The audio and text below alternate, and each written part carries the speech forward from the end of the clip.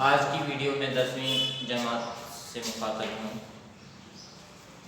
ان کی کتاب میں غزل ایک صنف ہے، صنف غزل پر آج میں کچھ باتیں کروں گا، یعنی غزل پر نوٹ، غزل کہتے کس کو ہیں۔ یہ شاعری کی ایک صنف ہے غزل۔ غزل کے لفظی معنی عورتوں سے باتیں کرنا، عورتوں سے متعلق باتیں کرنا، محبوب سے باتیں کرنا، عشقیہ باتیں کرنا، یہ غزل کے لغوی معنی۔ دوسری بات، غزل غزال سے مشتق ہے، یعنی غزال سے غزل نکلا ہوا ہے۔ غزال کہتے ہیں ہرنی کے بچے کو۔ دوسرے معنی میں اس کے یہ ہیں، ہرنی کے بچے کو جب تیر لگ جاتا ہے، اس کے تیر لگتے وقت جو اس کی آواز بے ساختہ نکلتی ہے، اس آواز کو بھی غزل کہتے ہیں۔ خیر، آپ کی کتاب کے اندر غزل کے جو معنی بیان کیے ہیں وہ یہی ہیں، عورتوں سے باتیں کرنا، محبوب سے باتیں کرنا، عشقیہ باتیں کرنا۔ غزل کی اصطلاحی تعریف کیا ہے؟ غزل کی اصطلاحی تعریف یہ ہے، غزل میں بنیادی طور پر عشقیہ باتیں بیان کی جاتی ہیں، یعنی غزل اس صنف سخن کو کہتے ہیں جس میں بنیادی طور پر عشقیہ باتیں بیان کی جائیں۔ لیکن زمانے کے بدلنے کے ساتھ ساتھ غزل میں اور طرح کے مضامین بھی داخل ہوتے گئے، یعنی بہت سارے غزل کو شعراء نے عشقیہ باتوں کے علاوہ بھی غزلیں لکھی۔ لہذا اب یوں کہا جاتا ہے کہ غزل کے اندر ہر طرح کے مضامین بیان کیے جاتے ہیں، یعنی عشقیہ باتیں ہی صرف غزل کے اندر بیان نہیں ہوتی ہیں، بلکہ غزل کے اندر ہر طرح کی باتیں بیان کی جاتی ہیں۔ دوسری تعریف میں نے یہ لکھی ہے، غزل اس صنف سخن کو کہتے ہیں جس میں مختلف مضامین پیش کیے جاتے ہیں یا نظم کیے جاتے ہیں۔ غزل کی یہ اصطلاحی تعریف اور لغوی تعریف آپ کے سامنے آ گئی۔ غزل کی ابتدا، غزل کی شروعات کہاں سے ہوئی؟ غزل کی ابتدا کہاں سے ہوئی؟ تو کہا جاتا ہے غزل کی ابتدا قصیدے سے ہوئی۔ قصیدہ شاعری کی ایک صنف ہے جس میں مدح اور ہجو ہوتی ہے، تو غزل کی ابتدا قصیدے سے ہوئی۔ کیسے ہوئی؟ قدیم عربی شاعری کے اندر پہلے کچھ شعر قصیدے کے شروع کے اندر لکھے جاتے تھے۔ قدیم عربی شاعری میں قصیدے کے شروع میں کچھ اشعار لکھے جاتے تھے، ان اشعار کو نام دیا جاتا تھا، ان اشعار کو تشبیب کہا جاتا تھا۔ کیا کہا جاتا تھا؟ تشبیب کہا جاتا تھا۔ اور تشبیب کی بنیاد پر پھر اس کے بعد آزادانہ طور پر شاعری کی جانے لگی، تو اس طرح غزل وجود میں آ گئی۔ مطلب یہ ہے کہ غزل کی شروعات جو ہوئی ہے وہ قصیدے سے ہوئی ہے، اور عربی شعراء نے اس کی شروعات کی ہے۔ پھر عربی شعراء کے بعد اس صنف غزل کو آگے فارسی شعراء نے آگے بڑھایا۔ فارسی شعراء نے فارسی کے اندر غزل کہی، پھر فارسی کے راستے سے مختلف زبانوں کے اندر یہ صنف داخل ہو گئی۔ اب کہا جاتا ہے کہ غزل جو ہے اردو کے اندر جو آ گئی وہ فارسی کے راستے سے آئی، اور خاص طور پر دکنی زبان کے اندر یہ غزل آ گئی۔ اس کے بعد غزل کے اندر ہر شعر کا مطلب جدا کرنا ہوتا ہے، یعنی غزل کو جب غزل لکھتا ہے یا شاعر جب غزل لکھتا ہے تو ایک شعر کا مطلب الگ ہوتا ہے اور دوسرے شعر کا مطلب الگ ہوتا ہے۔ تیسرا شعر کسی اور موضوع کی طرف اشارہ کرتا ہے، چوتھا شعر کہیں چوتھے موضوع کی طرف اشارہ کرتا ہے، یعنی مختلف مضامین غزل کے اندر پیش کیے جاتے ہیں۔ اور کبھی کبھی غزل کو یعنی شاعر ایک ہی مضمون پر غزل لکھتا ہے، یعنی ٹاپک اس کا ایک ہی ہوتا ہے، تو ایسی غزل جس میں ایک ہی مضمون پوری غزل کے اندر بیان کیا جائے تو ایسی غزل کو غزل مسلسل کہتے ہیں۔ کیا کہتے ہیں؟ غزل مسلسل۔ یہاں پر لکھتا ہوں غزل مسلسل۔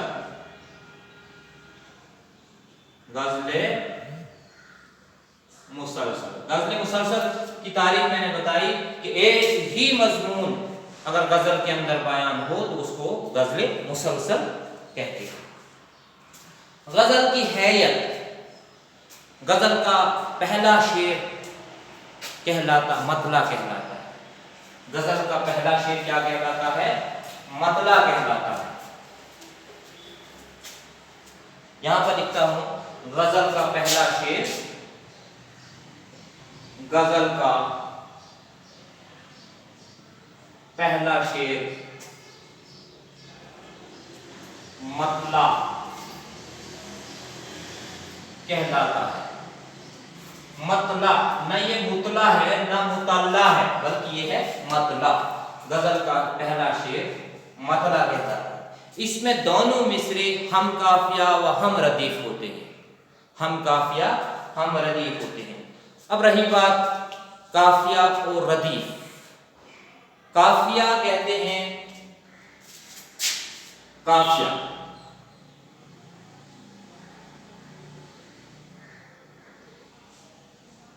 قافیہ ردیف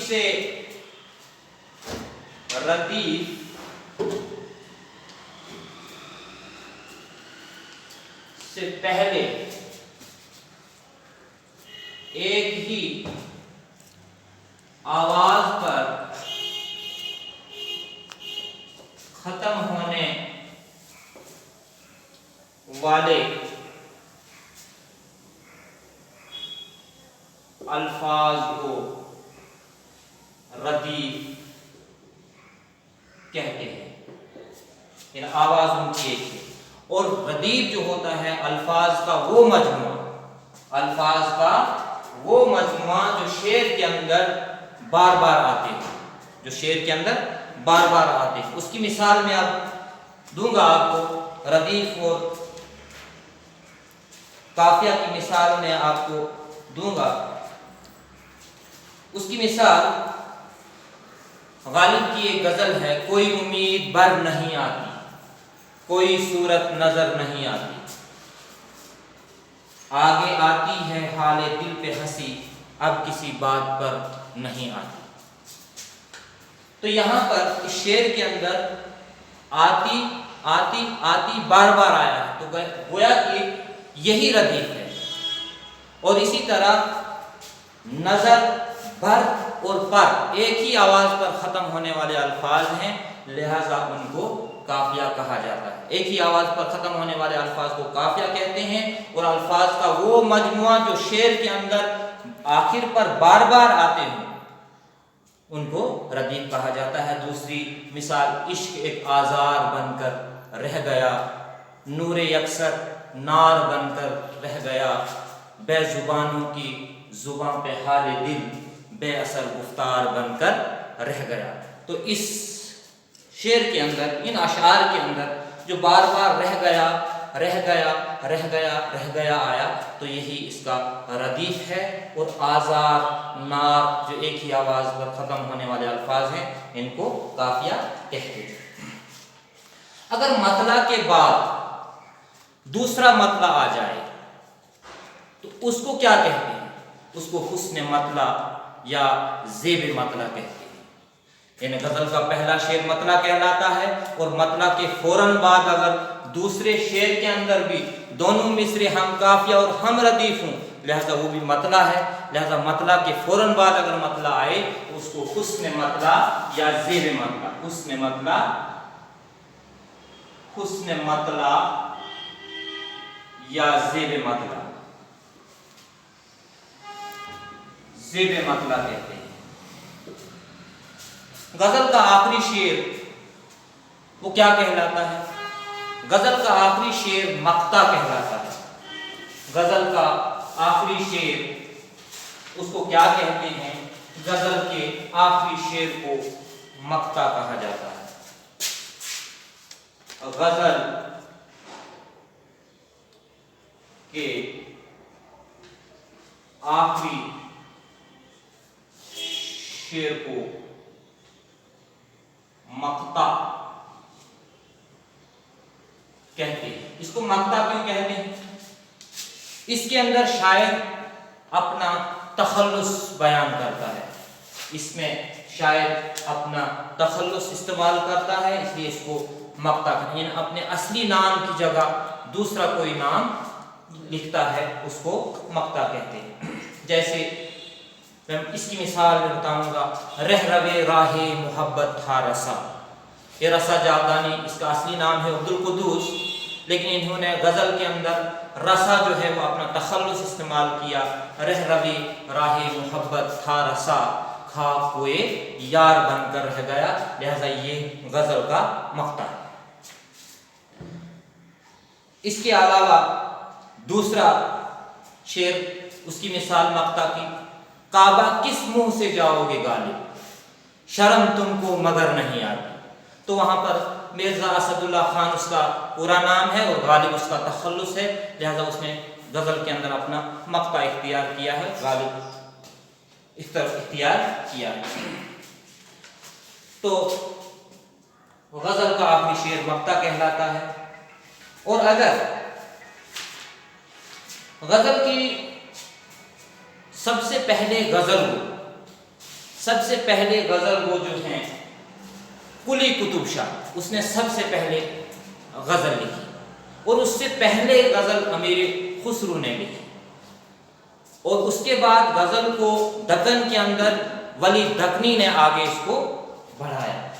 ولی دکنی کے بعد شمالی ہندوستان کے اندر جب غزل آئی تو اس وقت کے شعراء جو ہیں وہ شمالی ہندوستان کے شعراء میں فائز آتے ہیں، حاتم آتے ہیں، ناجی آتے ہیں، یہ شمالی ہندوستان کے شعراء، انہوں نے غزل کا آغاز اور ارتقاء میں ایک نمایاں کردار ادا کیا ہے۔ اس کے بعد میر تقی میر، میر درد، آتش، مومن، غالب وغیرہ جو ہیں انہوں نے یہ اہم شاعر شمار ہوتے ہیں۔ جموں کشمیر کے شعراء میں، جو جموں کشمیر کی اگر بات کریں گے تو جموں کشمیر کے شعراء میں جن شعراء کا نام سر فہرست ہے ان میں سے بدرواہ کے ایک رسا جاودانی ہے، شہروز کاشمیری ہے، تنہا انصاری ہے، میر غلام رسول نازکی ہے، اور حامد کاشمیری ہے، حکیم منظوری ہے، یہ جموں کشمیر وغیرہ، یہ جموں کشمیر کے شعراء کے اندر